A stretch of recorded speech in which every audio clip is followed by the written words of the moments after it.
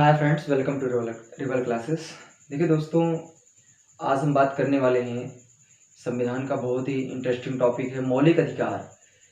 देखिए, मौलिक अधिकार के संबंध में अगर हम बात करें तो बहुत से इम्पोर्टेंट क्वेश्चन बनते हैं और मौलिक अधिकार से हमें बहुत कुछ सीखने को भी मिलता है, क्योंकि हम मौलिक अधिकार से उन चीज़ों को सीखते हैं जो हम कभी जानते भी नहीं उनके बारे में, और जो ये हमें एक अधिकार मिला है उसका हम यूटिलाइजेशन नहीं कर पाते हैं। मौलिक अधिकार की अगर बात करते हैं तो बहुत से ऐसे मौलिक अधिकार में बहुत से ऐसी चीज़ें लिखी गई हैं जो हम उसका यूज़ कर नहीं पाते हैं। तो आइए उसको समझते हैं एक एक करके। तो देखिए, जो मौलिक अधिकार है ये बेसिकली बहुत ही बड़ा टॉपिक है और इसको हम दो पार्ट में डिस्कस करेंगे। तो बेसिकली फर्स्ट पार्ट ये है और इसका सेकंड पार्ट होगा, उसमें और भी मौलिक अधिकार के संबंध में जो भी बातें होंगी उसको हम देखेंगे। तो देखिए, मौलिक अधिकार ये संविधान में इसको रखा क्यों गया है, इसका मेन पर्पस क्या था, मौलिक अधिकार को लाया क्यों गया, इसके बारे में थोड़ा हम सीखते हैं।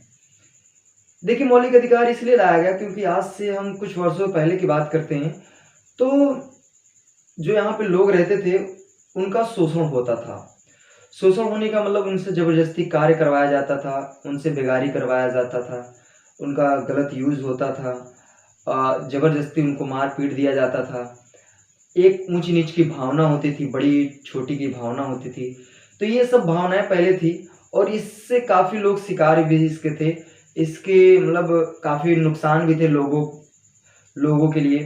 तो कुछ लोगों ने इसके प्रति काफ़ी बातें चर्चा की कि क्यों ना इसको शुद्धिकरण किया जाए, इसको अच्छे वे में लाया जाए।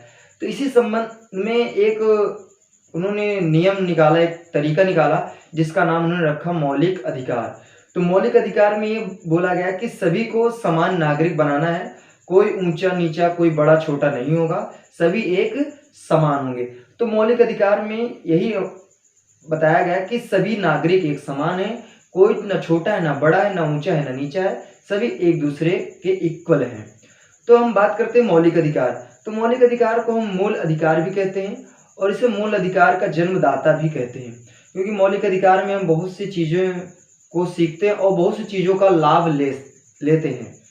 तो बेसिकली हम स्टार्ट करते हैं अपने टॉपिक को और मौलिक अधिकार के बारे में हम बात करते हैं। तो देखिए, मौलिक अधिकार जो है संविधान में रखा गया है, इसे किस देश से लिया गया है। तो मौलिक अधिकार, आपको जो हेडिंग है वो है मौलिक अधिकार, फंडामेंटल राइट्स। तो हमें कुछ अधिकार मिलते हैं, उसी का नाम है मूल अधिकार या फिर मौलिक अधिकार। तो पहला क्वेश्चन ये है कि मौलिक अधिकार किस देश से लिया गया है। तो ये यूएसए देश से लिया गया है। तो हमारे बेसिकली जो भारतीय संविधान में मौलिक अधिकार है वो किस देश से लिया गया है। तो इसका पहला आंसर, तो पहला क्वेश्चन यही बनेगा कि भारतीय संविधान में जो मौलिक अधिकार है वो कहाँ पे लिया गया, कहाँ से, तो यूएसए से लिया गया है। दूसरा क्वेश्चन ये बनता है कि जो मौलिक अधिकार है उसको संविधान में कहाँ रखा गया है। तो मौलिक अधिकार को संविधान में भाग 3 और अगर अनुच्छेद की बात करें तो अनुच्छेद 12 से लेके 35 के बीच में मौलिक अधिकार की व्याख्या की गई है।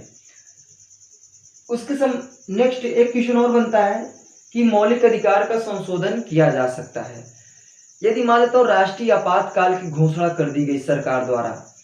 तो अनुच्छेद केवल राष्ट्रीय आपातकाल के दौरान, राष्ट्रीय आपातकाल के दौरान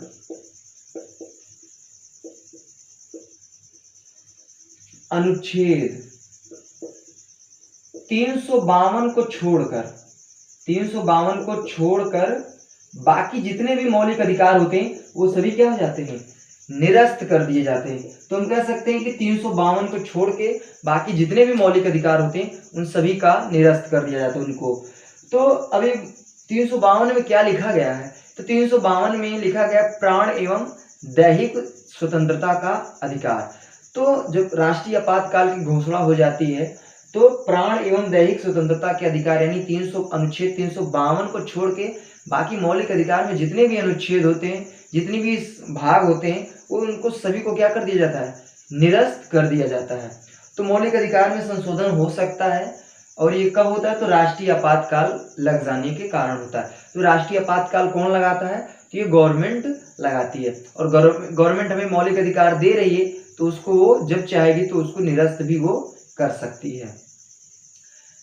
अच्छा देखिए, अगर हम बात करते हैं मूल संविधान में, तो मूल संविधान में जो मौलिक अधिकार थे, अगर हम बात करते हैं मूल संविधान की, तो मूल संविधान में जो मौलिक अधिकार थे वो 7 मौलिक अधिकार थे। 7 मौलिक अधिकार थे। लेकिन अगर अब प्रेजेंट टाइम की बात करते हैं, जो वर्तमान संविधान है, वर्तमान में 7 ना होके अब 6 मौलिक अधिकार हैं। तो एक मौलिक अधिकार को हटा दिया गया, वो है संपत्ति का अधिकार। क्योंकि आज से जब ये संविधान में 7 मौलिक अधिकार थे, तो जो संपत्ति का अधिकार था उसको अपने आप में खुद हक दे दिया गया था कि आपका भाई संपत्ति, आप उसके हकदार हैं। लेकिन अब लिमिटेशन कर दिया गया है, यदि आपकी इनकम 4 लाख, 4.5 लाख, 5 लाख से ज़्यादा जा रही है, ओवर जा रही है, तो आप कुछ राशि सरकार को देंगे। तो मीन्स हम ये कह सकते हैं कि जो अब प्रेजेंट टाइम की बात करते हैं, तो जो संपत्ति का अधिकार है वो हमारा नहीं है, अब उसको कानून का अधिकार बना दिया गया है। तो मूल संविधान में 7 मौलिक अधिकार थे, लेकिन अगर हम प्रेजेंट टाइम की बात करते हैं, तो प्रेजेंट टाइम में कुल मिलाकर 6 मौलिक अधिकार है। तो जो हटाया गया है वो कौन सा मौलिक अधिकार है? तो वो है संपत्ति का अधिकार। तो संपत्ति का मौलिक अधिकार था, संपत्ति को हटा के अब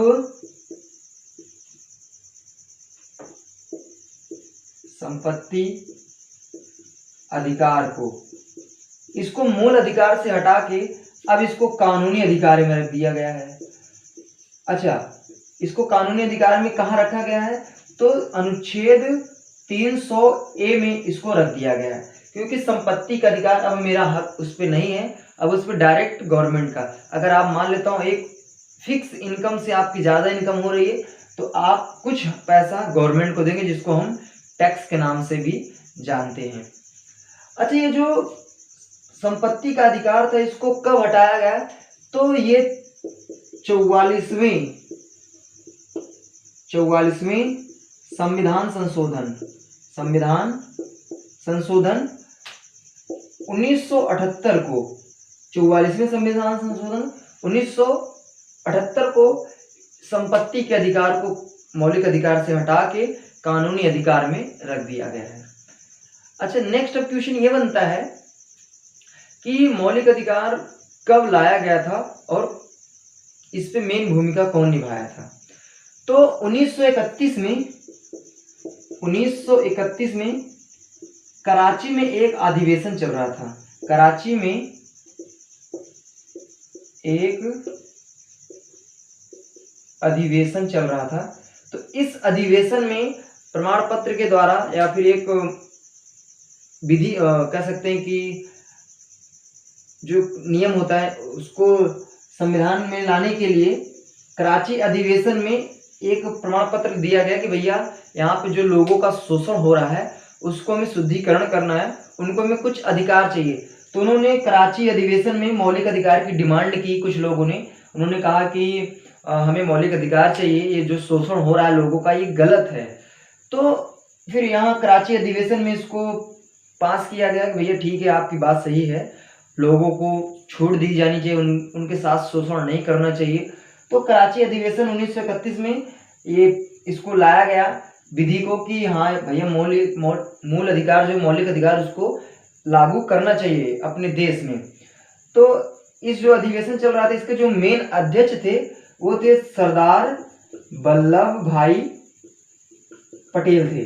तो कौन थे? सरदार वल्लभ भाई पटेल इसके अध्यक्ष थे।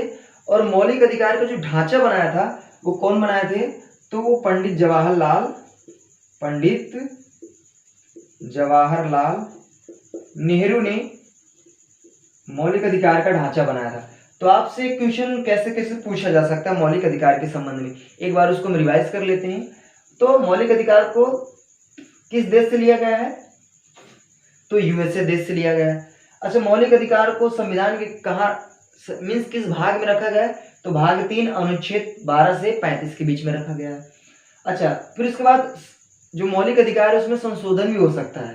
तो मौलिक अधिकार में जो संशोधन किया जाता है तो राष्ट्रीय आपातकाल के दौरान अनुच्छेद 352 को छोड़ के बाकी जितने भी मौलिक अधिकार होते हैं उन सबको निरस्त कर दिया जाता है। तो 352 में कौन आता है? तो प्राण एवं दैहिक स्वतंत्रता का अधिकार।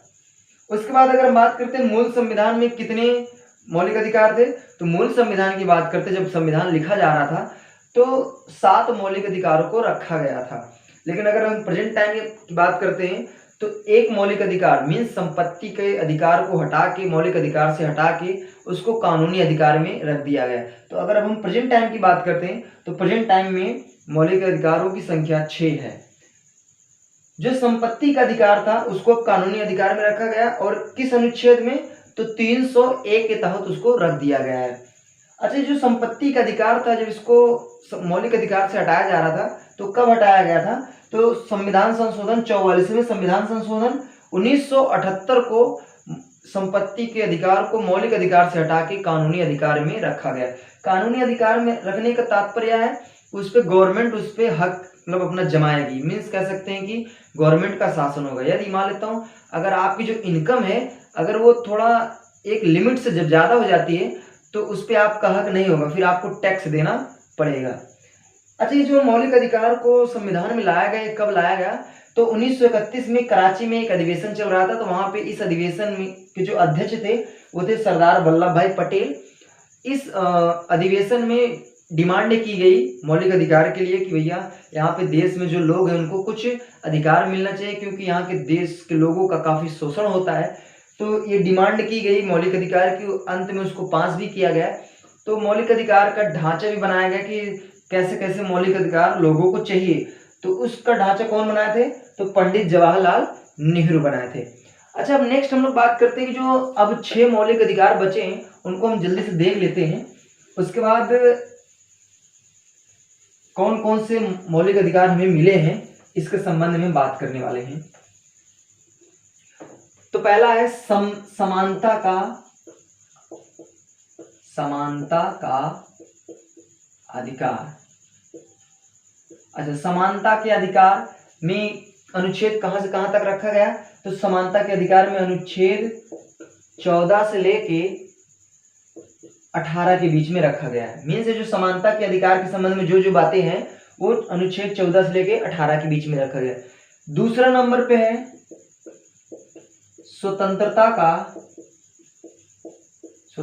का अधिकार। तो स्वतंत्रता के अधिकार के संबंध में जो भी बातें हैं वो संविधान के किस अनुच्छेद में रखा गया? तो 19 से लेके 22 के बीच में रखा गया है। तीसरा जो हमारा मौलिक अधिकार है वो है शोषण के विरुद्ध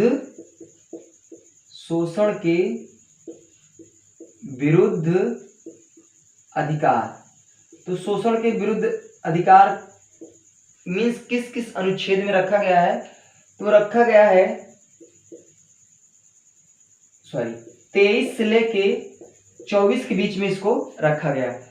जो चौथा नंबर पे आता है हमारा मौलिक अधिकार वो है धार्मिक स्वतंत्रता का अधिकार। तो धार्मिक स्वतंत्रता का जो अधिकार है उसको अनुच्छेद 25 से लेके 28 के बीच में रखा गया है। पांचवा नंबर पे आता है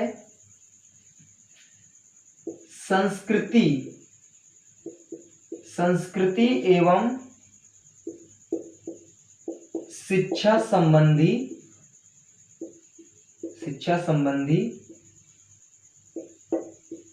अधिकार। तो संस्कृति एवं शिक्षा संबंधी जो अधिकार है उसको रखा गया है 29 से लेके 30 के बीच में इसको रखा गया है। एंड जो लास्ट नंबर पे आता है वो है संवैधानिक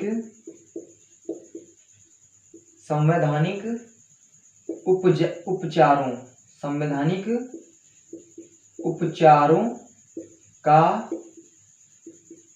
अधिकार। तो संवैधानिक उपचारों का अधिकार इसको बेसिकली हम सिर्फ अनुच्छेद 32 में ही रखें। तो एक बार इसको हम फिर से रिवाइज कर लेते हैं। जो हमारे मूल संविधान में 7 मौलिक अधिकार थे तो एक को हटा के अब 6 लोग बचे। तो 6 कौन है उनको हमने लिस्टेड कर दिया। पहला है समानता का अधिकार, समानता के अधिकार के संबंध में ये बात करते हैं कि जितने भी नागरिक इंडिया के सभी एक दूसरे के समान हैं, कोई ऊंचा नीचा बड़ा छोटा नहीं है।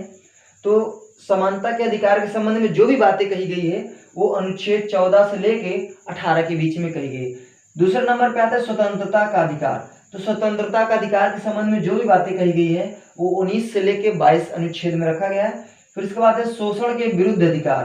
तो शोषण के विरुद्ध भी अधिकार हमें कुछ मिले हैं, उसको 23 से 24 के बीच में रखा गया है। फिर इसके बाद है धार्मिक स्वतंत्रता का अधिकार, इसको 25 से 28 के बीच में रखा गया है।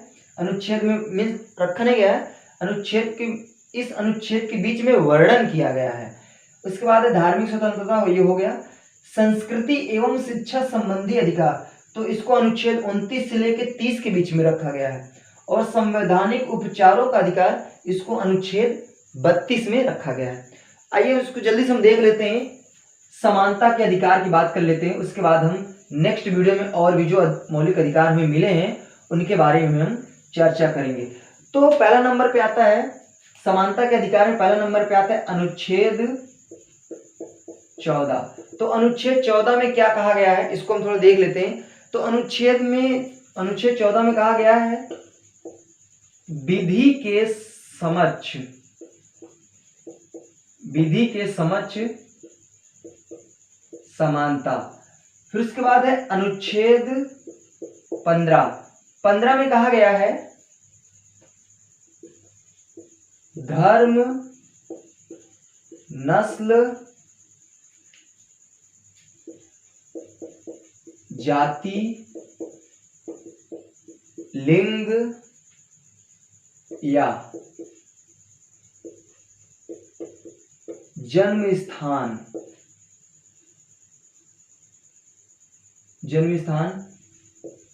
के आधार पर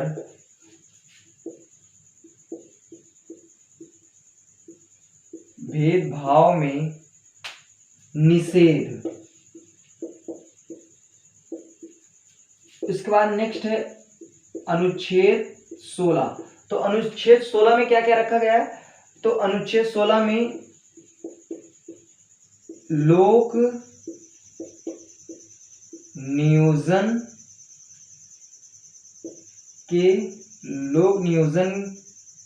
के विषय में समान अवसर।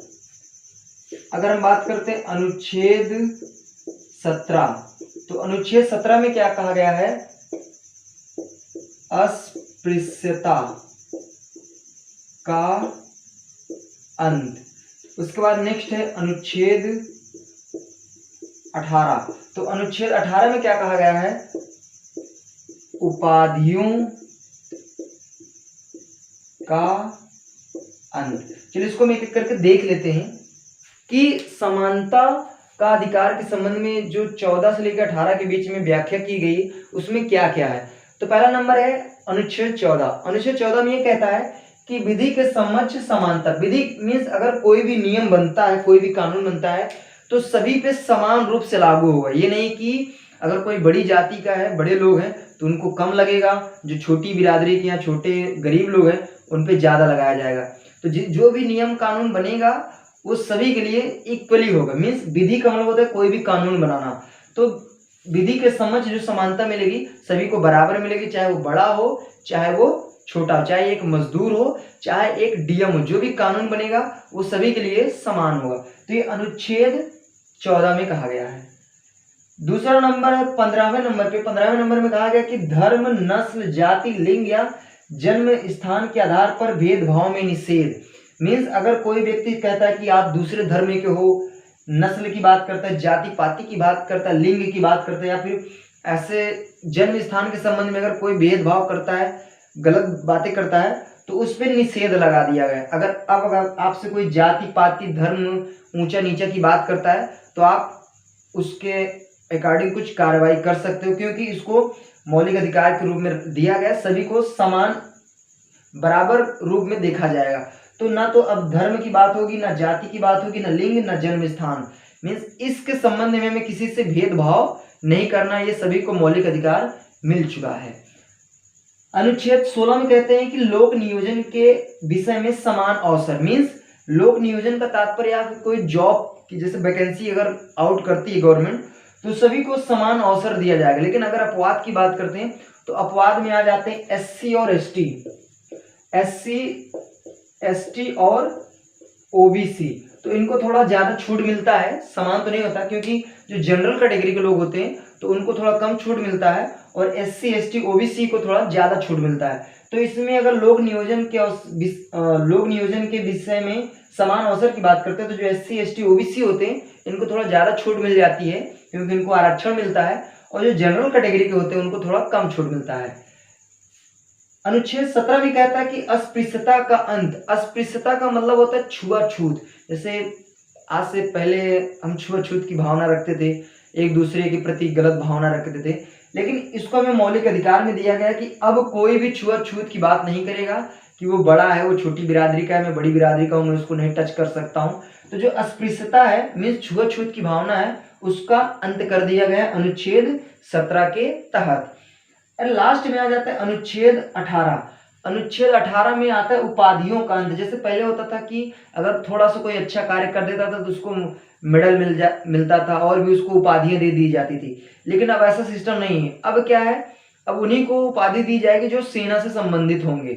जैसे जो सेना के संबंध में मान लो कोई व्यक्ति फौज में बहुत अच्छा कार्य किया, अपने देश के लिए बहुत कुछ कर दिया, तो उसको हम उपाधि दे सकते हैं। तो जो यहाँ पे परमवीर चक्र होता है जो ये सैनिकों को दिया जाता है, तो इसी अनुच्छेद 18 के तहत उनको दिया जाता है। तो जो परमवीर चक्र होता है और महावीर चक्र होता है, पद्म भूषण होता है, पद्मश्री होता है, तो ये जो भी सभी उपहार दिए जाते हैं, जो उनको उपाधि दी जाती है, वो अनुच्छेद 18 के तहत उनको दिया जाता है। तो एक बार फिर से इसको हम रिवाइज कर लेते हैं, उसके बाद नेक्स्ट वीडियो में हम मिलेंगे, मौलिक अधिकार के संबंध में बात करेंगे वहां पे। तो पहला है समानता के संबंध में 14 नंबर में विधि के समक्ष समानता, मीन्स कोई भी नियम बनेगा तो सभी के लिए समान होगा। अनुच्छेद 15 कहता है कि धर्म, नस्ल, जाति, लिंग या जन्म स्थान के संबंध में भेदभाव में निषेध, मीन्स हमें किसी के प्रति जात पात धर्म के बारे में कोई बातें नहीं करनी है, सभी जो भी है इस पे हम रोक लगवा दिए गवर्नमेंट की वजह से। अनुच्छेद 16 कहता है कि लोक नियोजन के विषय में समान अवसर, मीन्स अगर कोई भी जॉब या कोई भी वैकेंसी आती है तो सभी को समान अवसर दिया जाएगा। अगर अपवाद की बात करते हैं तो अपवाद में एससी एसटी ओबीसी आ जाते हैं, इनको थोड़ा ज्यादा छूट मिलती है। अनुच्छेद 17 कहता है कि अस्पृश्यता का अंत, मीन्स छुआछूत का अंत हो चुका है। और अनुच्छेद 18 कहता है कि उपाधियों का अंत, जैसे अगर कोई अच्छा थोड़ा कार्य कर लेता है तो उसको गिफ्ट में या फिर उसको भारत रत्न के रूप में दिया जाने लगता है, तो इसका क्या किया गया, अंत कर दिया गया। और सेना के संबंध में अगर कोई व्यक्ति कुछ अच्छा कार्य करता है तो उसको हम उपाधि दे सकते हैं। तो जो पद्म भूषण, पद्मश्री और भी है जैसे भारत रत्न होता है, तो ये सभी हम उपहार इसी के अनुच्छेद के आधार पे देते हैं। तो इसलिए संविधान के मौलिक अधिकार के संबंध में आज हम इतना ही बात करते हैं। और नेक्स्ट जो हमारा मौलिक अधिकार है जैसे स्वतंत्रता का अधिकार और शोषण के विरुद्ध अधिकार, इसको हम नेक्स्ट वीडियो में देखेंगे। तो ठीक है दोस्तों, इसका आप स्क्रीनशॉट ले लीजिए। Thank you very much.